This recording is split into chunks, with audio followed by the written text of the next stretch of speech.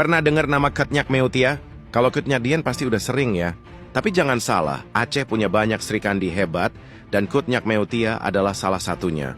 Kisahnya bukan cuma soal perang, tapi soal kesetiaan, wasiat, dan kegigihan seorang perempuan yang gak pernah menyerah.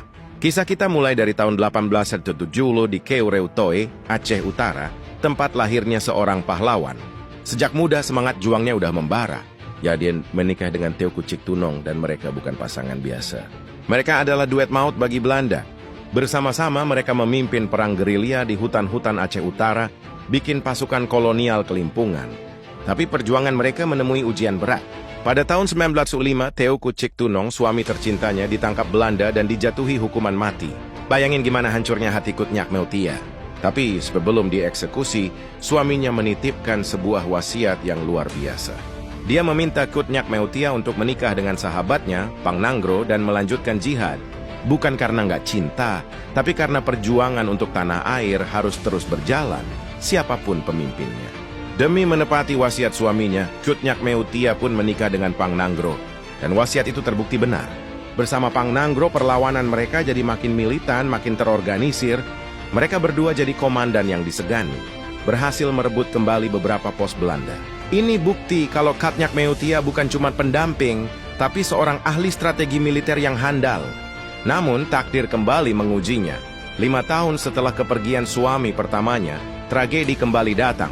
Pada tahun 1910, dalam pertempuran sengit melawan pasukan elit Belanda, Korps Marechaussee, Pang Nanggro gugur sebagai pahlawan di Paya Cicem.